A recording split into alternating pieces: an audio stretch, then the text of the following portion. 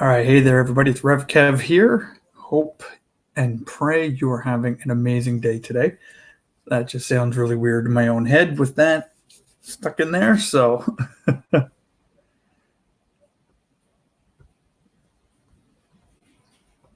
this is brand spanking new for me, playing around with StreamYard, and I've been wanting to kind of learn the tool for a while. I've been on a couple of other people's live streams as a guest and have never hosted one myself. So, really the whole point of this is it's a nice quiet weekend at my place. It's nice, late at night, everyone's doing their own thing, so I can play around with new toys. So that is exactly what I'm doing. I'm actually still getting some work done. So really I thought that what I could do is just continue to do some work that I need to get accomplished this evening. And you know what, maybe have a chat, good time with anyone who wants to just kind of pop in here and hang out while I'm working. So I got my trusty mug full of green tea with berry boost action. I don't know what that means. That's just what it said on the box. So yummy. So yeah, hopefully you had a great Friday and looking forward to an amazing weekend ahead. I always find it funny when people say, yay, it's Friday, yay, it's Friday. It's like, I work on the weekends, so it's not always as a downtime thing when people hit Friday night and they're all excited for the weekend. Like, I love the weekend. I love what I do on the weekend. It's but I still got work I gotta get done. So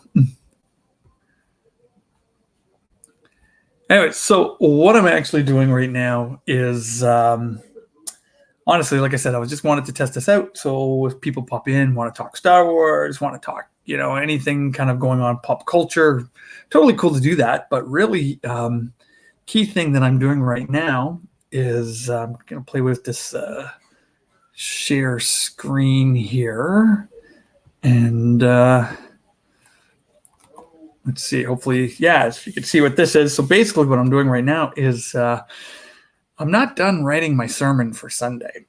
If you're not familiar with me and my channel, RevKev is not just a nickname. It's not just some cool sounding nickname. It's really because I'm a reverend. I'm a pastor. I'm an ordained minister, and I lead a church in Canada. So I speak on Sunday mornings. We can tend to have anywhere between 200, 250 people in the room. And we tend to hit an audience online through live streaming. Sometimes we'll reach 300 and sometimes even up to 1,000 people.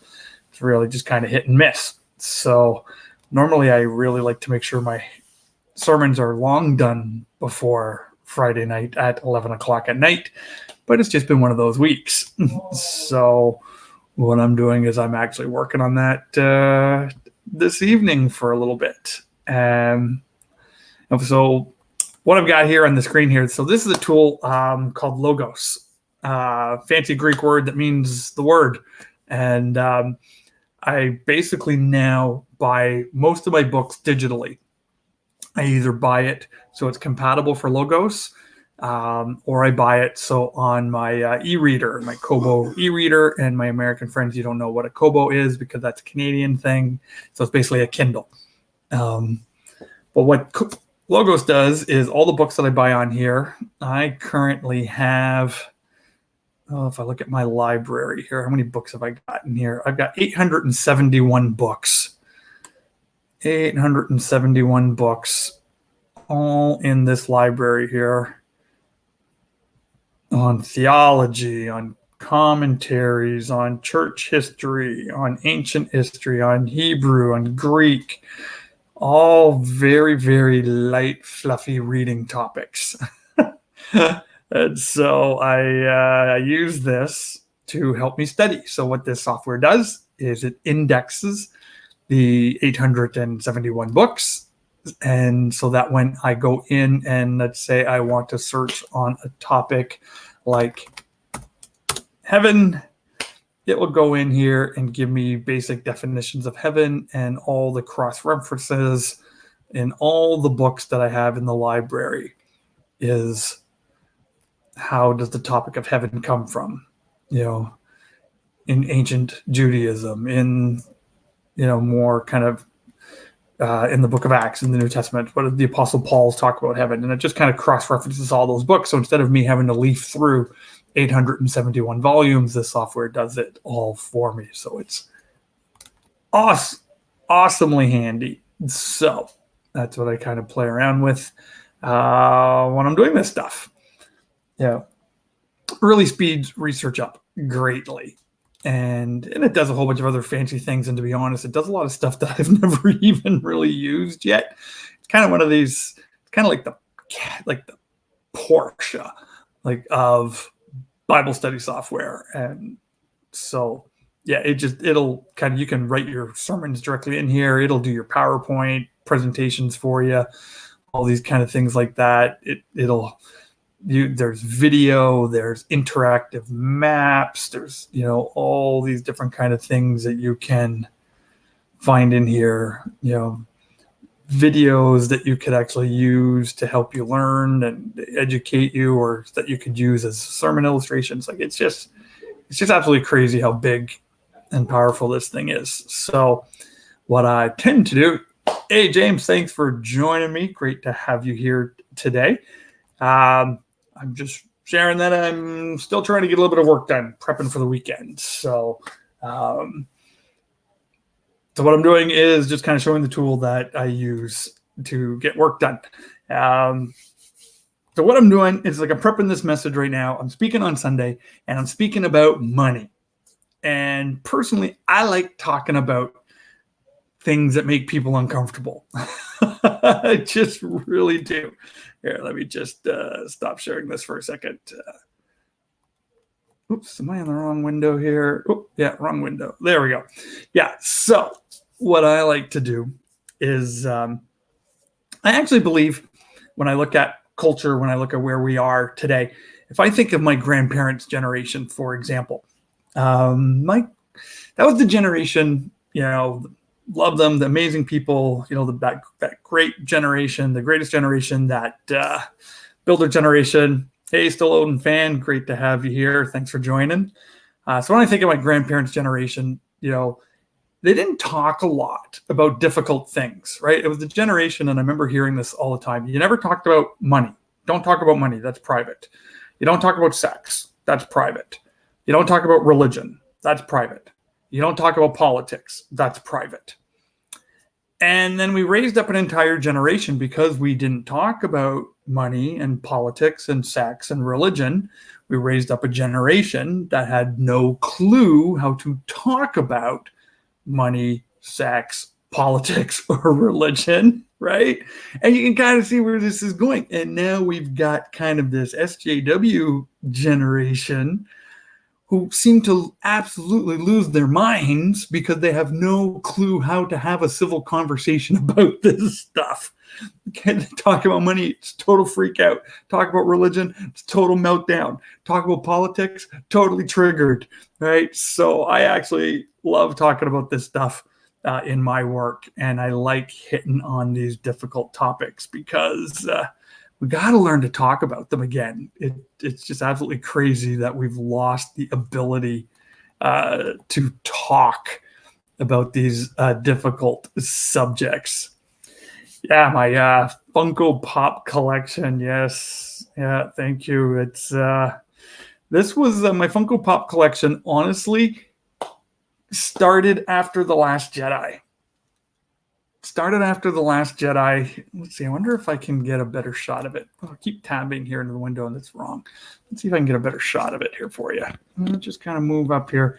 So I built this Death Star thing, saw it on Pinterest, and so I figured I would try and build it. Put the LED lights in behind there. It can get all funky and change colors. So I started collecting Funko Pops because Star Wars wasn't any fun for me anymore.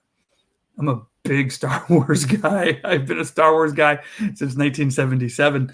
And after The Last Jedi, it just wasn't any fun. And it seemed, and again, people seem to have lost the ability to even have a conversation about it. You try to explain why you're not liking Disney Star Wars, and people start attacking you and making fun of you or calling you names and all of this stuff.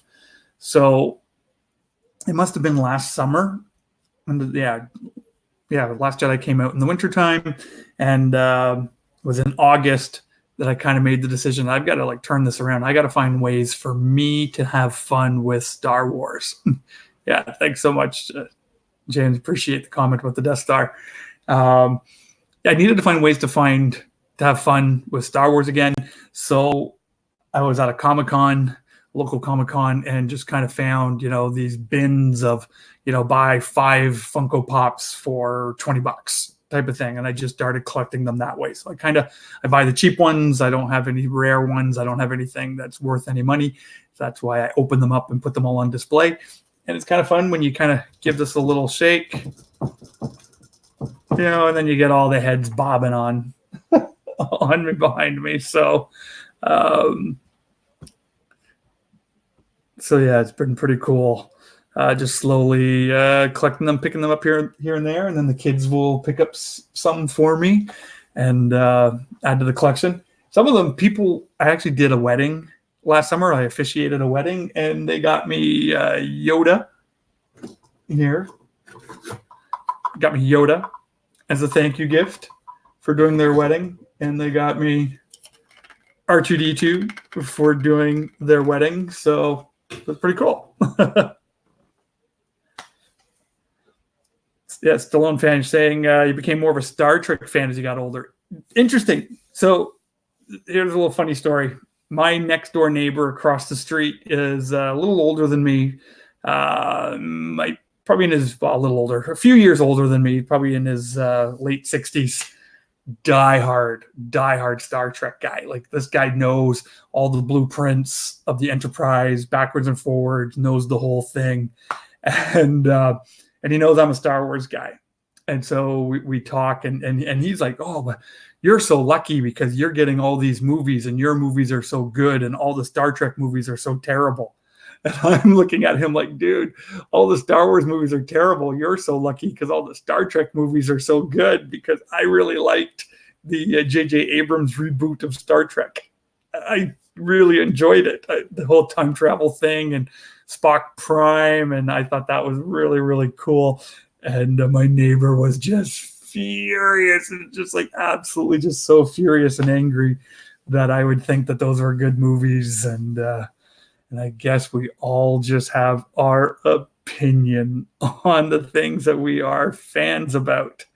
So cool. I want to see, this does a little test. See, that's how they do it. There's a little button on here that I can pop that on so people can see. Wow, see, you can really teach an old dog new tricks. That's pretty awesome. So yeah. So back to the topic of difficult topics. So on Sunday, I'm speaking about money, and it's just one of those topics that I know gets people all freaked out, because people seem to think that people like me, who are reverends, who work in a church, that we just want your money, and nothing could be further from the truth. I don't want your money. Keep your money. If you think I want your money, don't give your money. So it's because it's not about money. It's about generosity. And are we living lives of generosity, or are we just allowing greed to just completely take over our lives in so many aspects of our lives? So that's what I'm working on this evening, is to kind of finish that message. So it's been pretty fun kind of working on it. I got to. Oh, James is sharing that your brother who passed was a Trekkie. Oh, sorry to hear about your brother, James. Yeah, but it's kind of cool that you can be brothers and one loves Star Wars and one loves Star Trek and still get along as brothers. That's pretty awesome. Stallone fan. I've never hated a Star Trek film. It's weird. I tried to hate some of them. I just can't. Well, that's because you're a fan, and then you just love it. So if you love it, you don't want to hate things that you love, right? honestly, that's what I find honestly about Disney Star Wars as well. I am in the I am in the camp of I loved The Force Awakens when that came out. I loved it, loved it, loved it until they got to the point where they started attacking Starkiller Base, and then I didn't like it because I just thought a third Death Star is just ridiculous, and yeah, I didn't like it at all. And then everything afterwards, I didn't like. I hated Rogue One, hated it. I hated The Last Jedi. Solo, I liked. Solo, I enjoyed it, but it was easily forgettable. Um, and then Star Wars, Star Wars Resistance on the Disney Channel, absolutely despised that. So it's hilarious when people say, "Oh, Kev, you're a hater, you're a hater, you're a hater," and it's like I'm not a hater. I want to love this stuff. I want to love this stuff. I really, really do. But I just can't love it. So yeah. This is Stallone. Oops, keeps switching the wrong tab here. Here you go. The pitch to fix the Star Wars films, adapt Cade Skywalker. Was that the comic book? The comic book Legends, I think it was called, or Legendary Legends.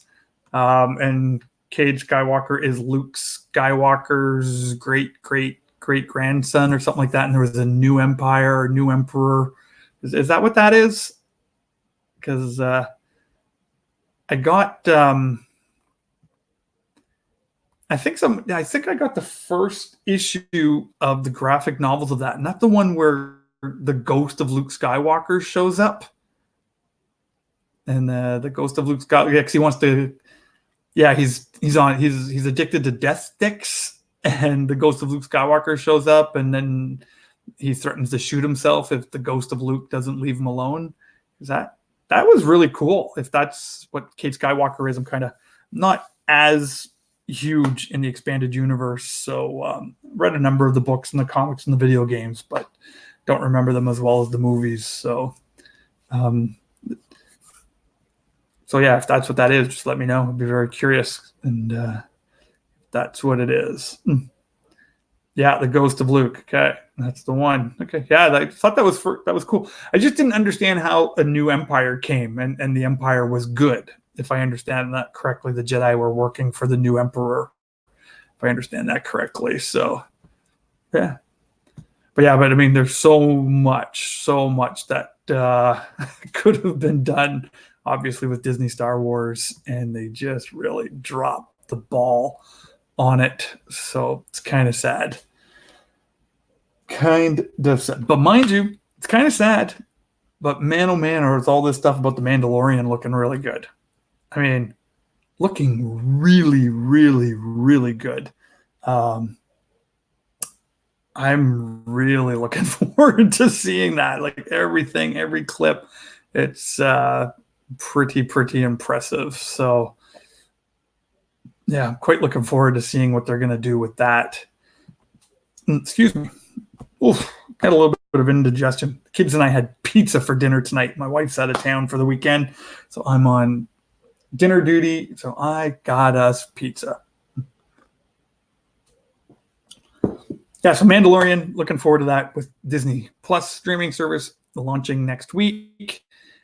I've been trying to actually order it already because I have a number of friends of mine down in the US who are able to pre-order it, but up here in Canada, I guess it's just not available yet to pre-order, so still kind of waiting.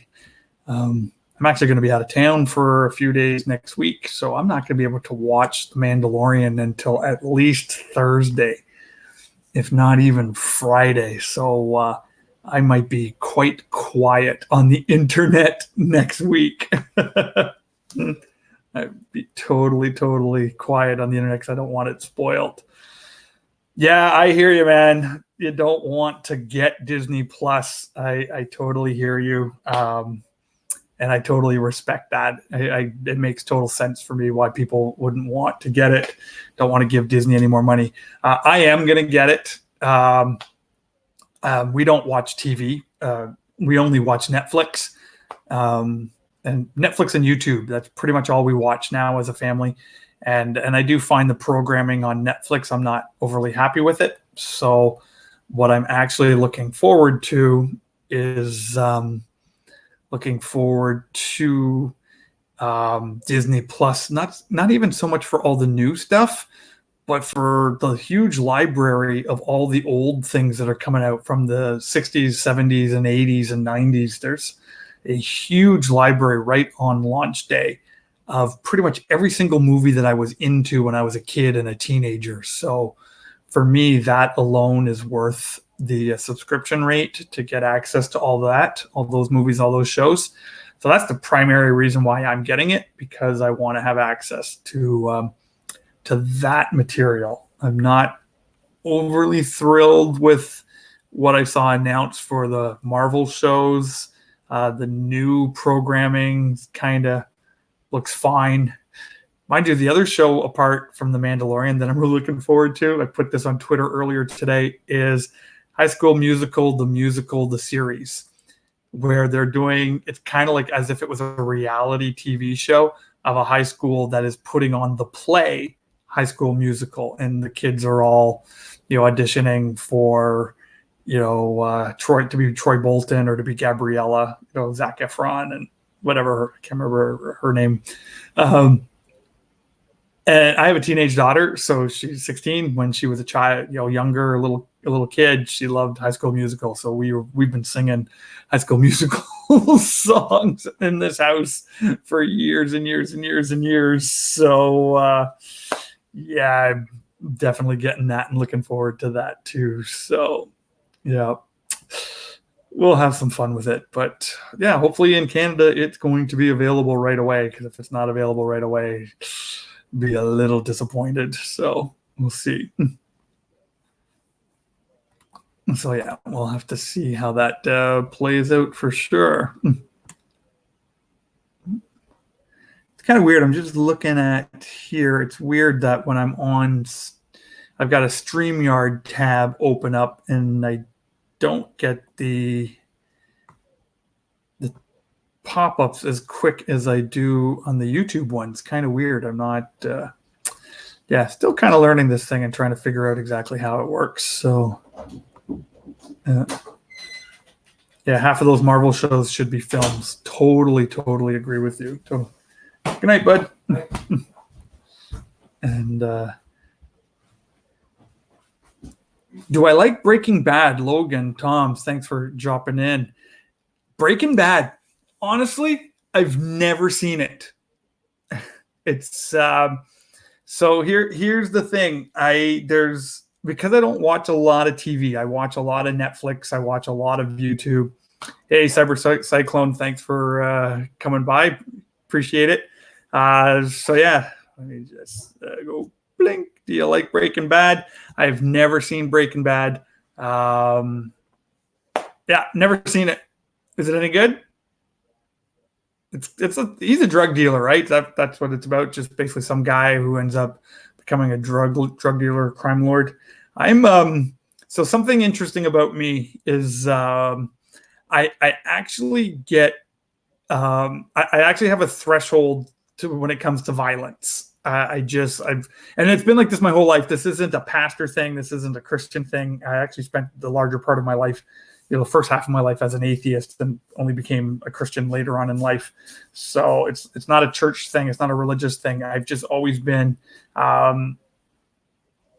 impacted by violence, so I kind of watch the levels of violence. And so if I get a sense that it's just too violent, I just can't watch it. So I've never looked at Breaking Bad, because I was under the impression it was quite violent, but I could be wrong. Stranger Things, that's a great question. I'm not a fan of Stranger Things. I loved Stranger Things season 1. I thought season 1 was fantastic. And I think like every single good thing that gets created, they try to turn it into a franchise. They try to change it, make it into like multiple seasons. And I didn't like season 2. Season 3 was a little better, but it was fine. Personally, yeah, I would have left Stranger Things at season 1. I would have just ended it with that little bug that went down the sink, da da da da, and just let your imagination go. So, that's totally cool. Yeah. So how are you? Stranger Things is your thing? Do you like it? Are you a fan of it? Still a fan. I believe in prehistoric life. That's my religion. Cool. That's awesome.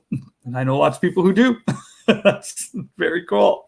And I think that's one of the things that I've learned through my interactions on YouTube and dealings with different people from the Phantom Menace. The Phantom Menace is there's always kind of this assumption that we again, culturally, we just like to find how we can stereotype people and put people into categories, put people into boxes.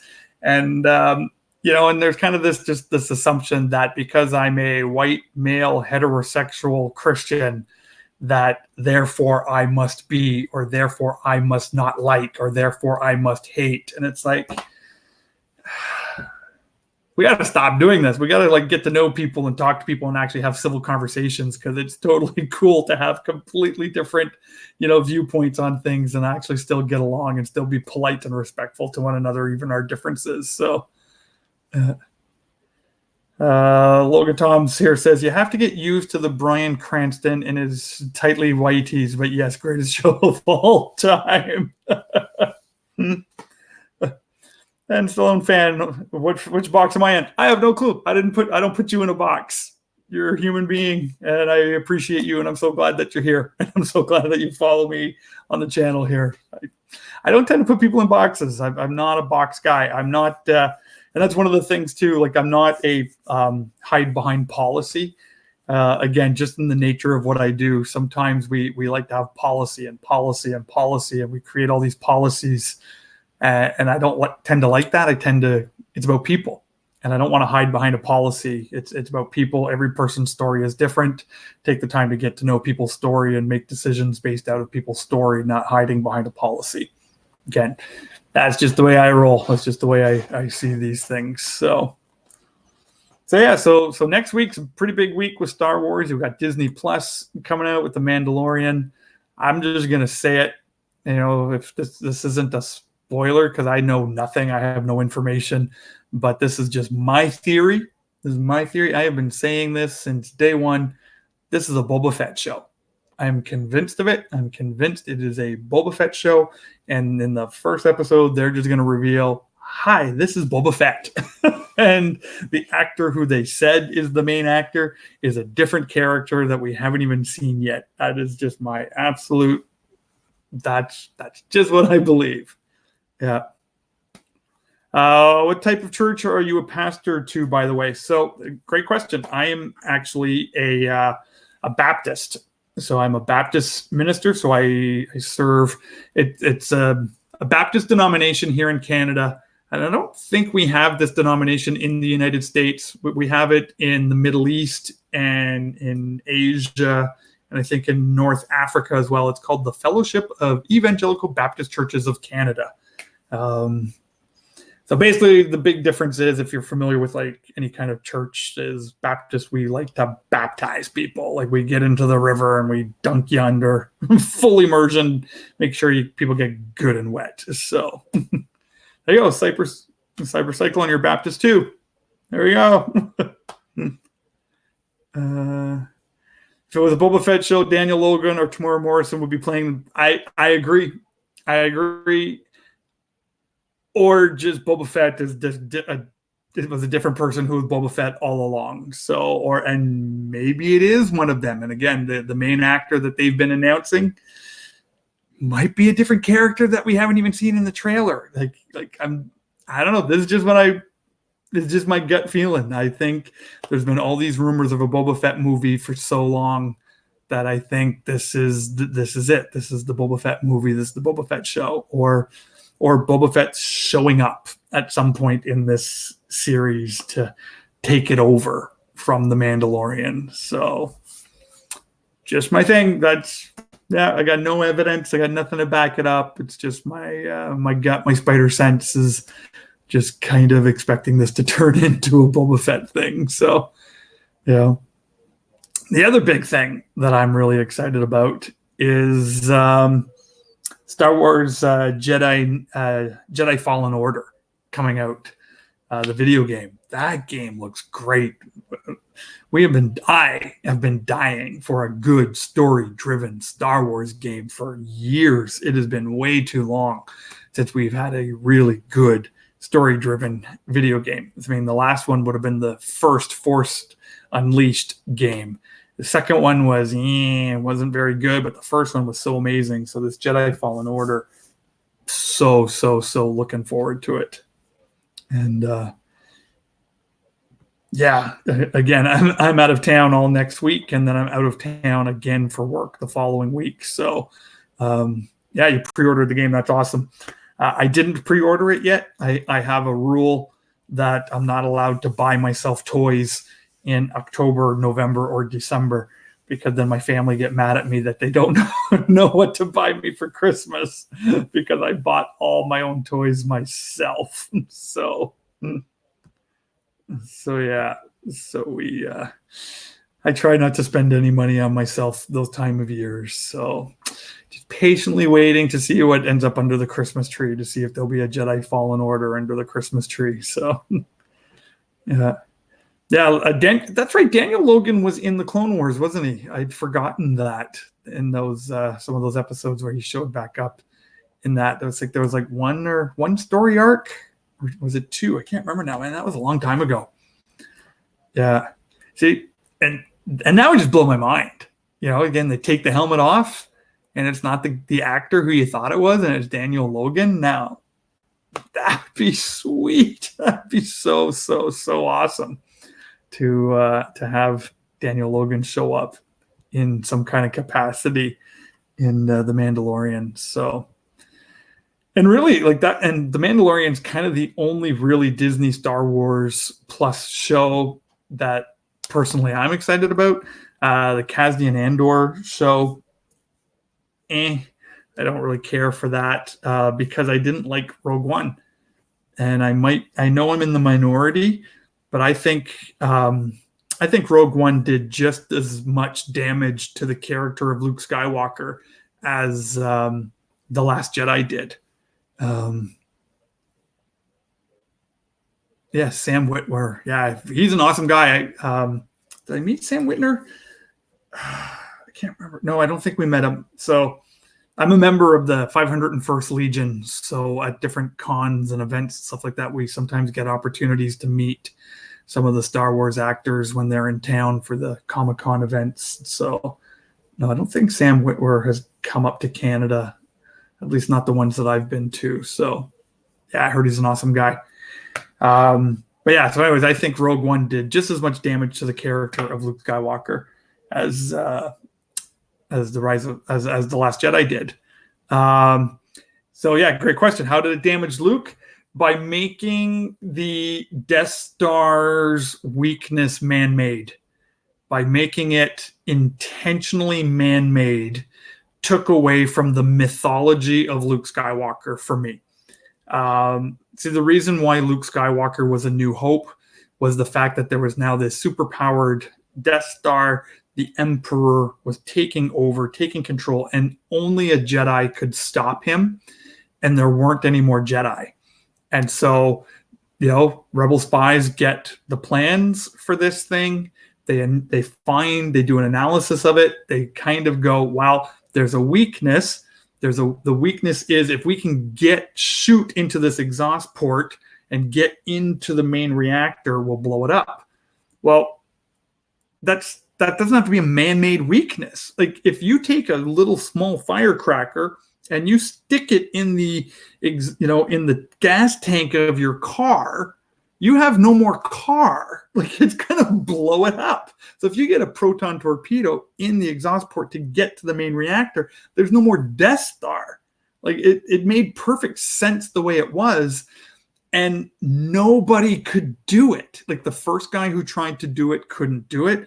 It needed a Jedi. It needed a Jedi to do it. And Luke was that Jedi. And that's why Darth Vader was there. He could sense the Force in Luke. That's why Ben Kenobi was with him as a Force ghost speaking to him. That's why George Lucas, wrote in the story to take Luke's targeting computer and turn it off. That's why George Lucas blew up R2-D2. So you couldn't say it was the droid that did it. It was the Jedi who did it. So by making it a man-made weakness, anyone could have done it. Again, was just another way that I think Disney just stuck it to Luke Skywalker and just ruined his character. And so I came out of that movie and I hated it. I hated it. And all my friends were like, it was so good. It's like, no, the 3-minute Darth Vader scene was good. The 3-minute Darth Vader scene at the end was incredible. But that was about it for me. Did you ever read the What If comic where Luke didn't blow up the Death Star? No, I didn't. Is that from the old Marvel What If series? I didn't even know that existed. I would have to see if I can dig that up somewhere and find that. I'm assuming it was really bad if Luke didn't blow it up and the Empire just was taking over and taking control of all the star systems through fear because of this battle station.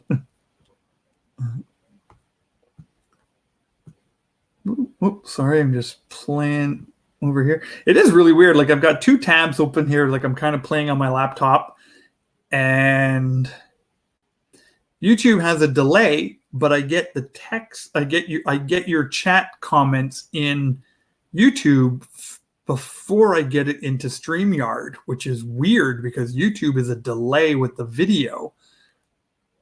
So bizarre. I have no clue why. I'm gonna have to kind of Google it and see if there's an instruction manual. I am the type of guy I do like instruction manuals. I like to kind of make sure I'm doing things right. And because one of the things I do when I learn new tools like this is I predominantly use them for work. Hey, how's it going there, 2Med2? Good to have you here. Thanks for joining. I really appreciate it. Yeah, so whenever I learn tools like this, I don't just use it for my own personal hobbies. I tend to use this stuff and to use this technology at work to communicate with different leaders, or in a way, is there a way to use it for different things and all that? So yeah, so that's why I love learning this stuff, and that's why I actually read the instructions.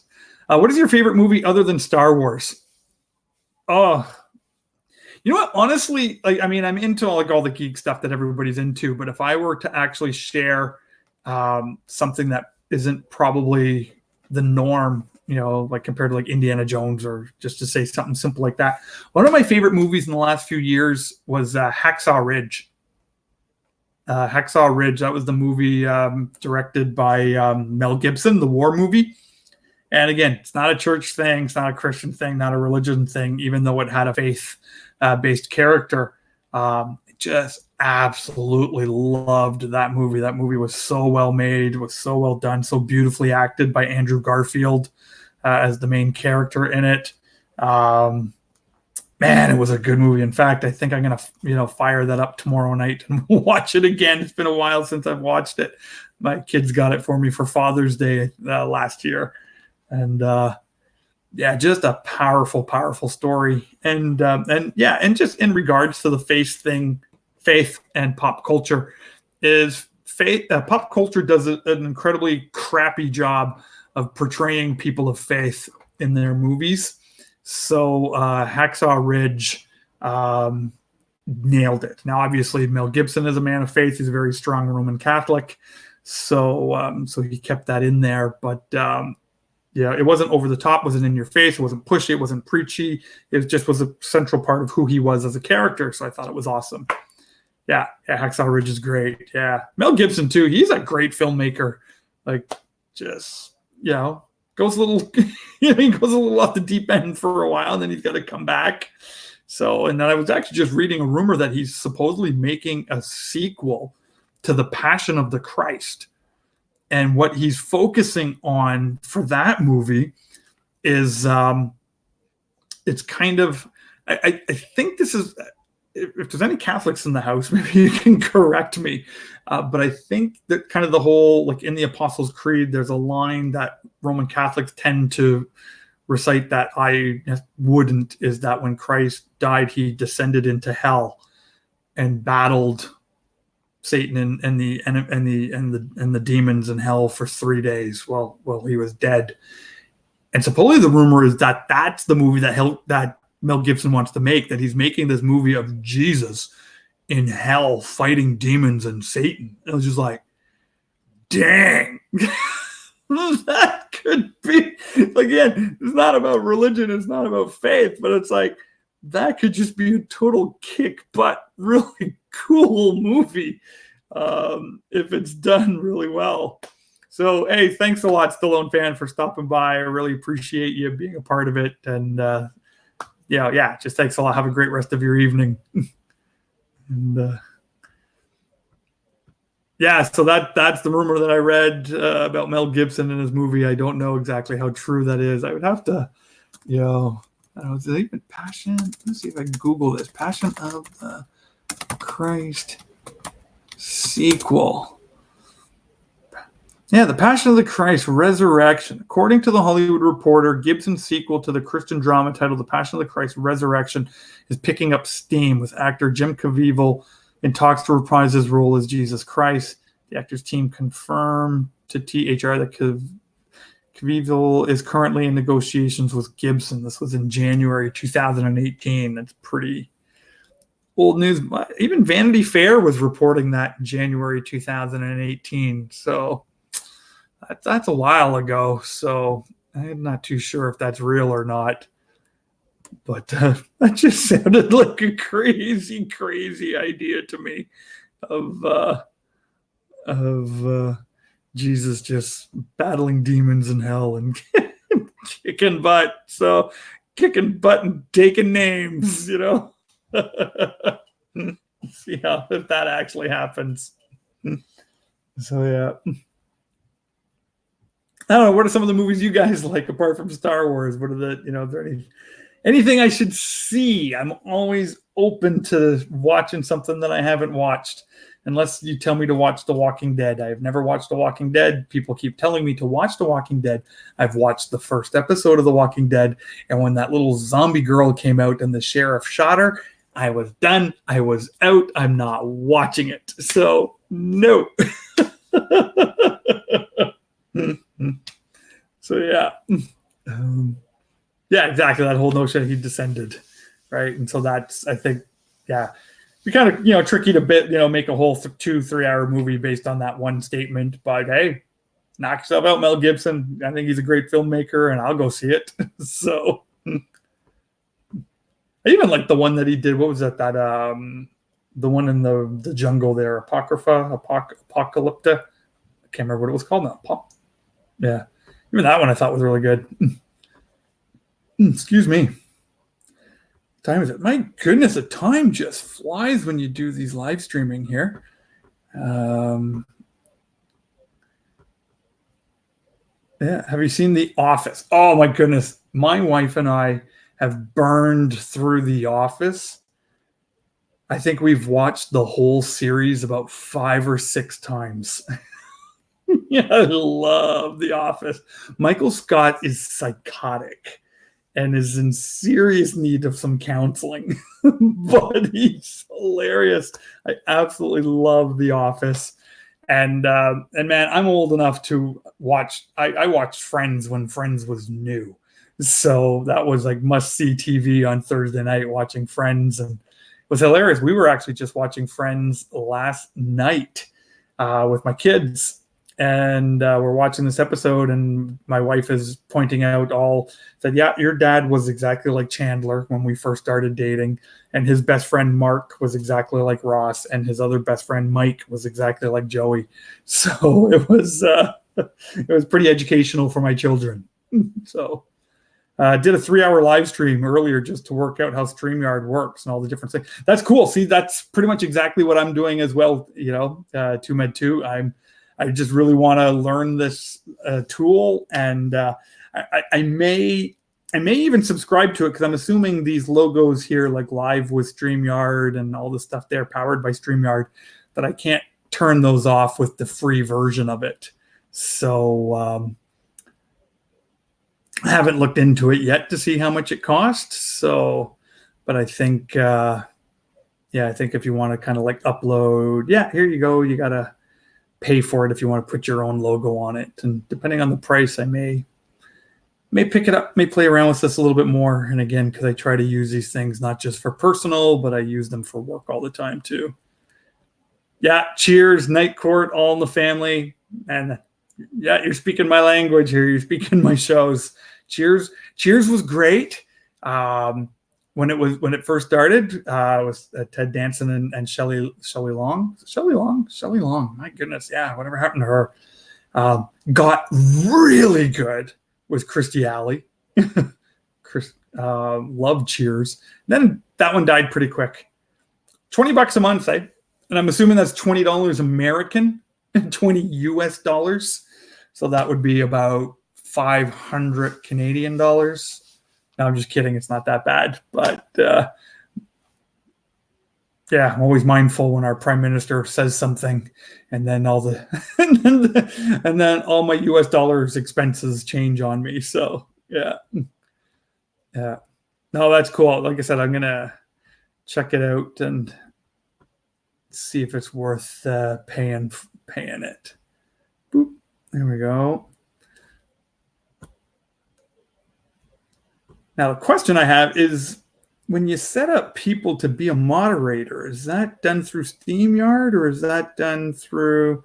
Oh no, that's done through YouTube. Because I see that all the time when people give people moderator access or have to monitor what they say. So that's all done directly here through YouTube. So that's pretty cool. So yeah, nice. Yeah, it's kind of crazy. I've been really watching this YouTube, and I'm I've been using it for quite a while now. I mean, in fact, this YouTube channel I've had for about 10 years. If I had, yeah, 10 years I've had it. If you go searching through some of my old videos, you will see little kids in it. And when my teenagers were taught, really young, I've tried doing different things with this: book reviews, leadership development, things like that, just on and off, hit and miss, playing around with it. But it's really just kind of taken off in the last little while, which has been quite fun. And it's interesting to see what causes things to take off. My son is really, really, really into hip hop music, really into Kanye West, Chance the Rapper, bunch of different guys, some Christian, some very, very far from Christianity. So he's been looking forward to this Kanye West album, Jesus is King, for a long time.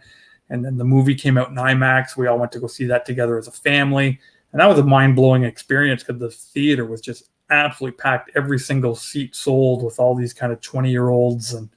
And they're all just loving it and applauding. It was just kind of mind-blowing. It's like, guys, you're all just singing songs about Jesus here. And people you could tell that, anyways, it's just crazy. And so I've just been talking about that. And that stuff has just been exploding on my channel. Something like 15 or 12,000 hits on one video, almost 250 new subscribers. It's just been crazy. And just all the comments, all the feedback from people, it's just been amazing, just having some pretty cool conversations with people about faith, or is Kanye faking it, and all of that. And I've really loved just having the conversation with people and getting to know people. So yeah, I think that's one of the great things about these tools is, again, just gets us out of our comfort zone, gets us out of our box, helps us to meet people that we never would have met before, to have conversations with people that we never met before.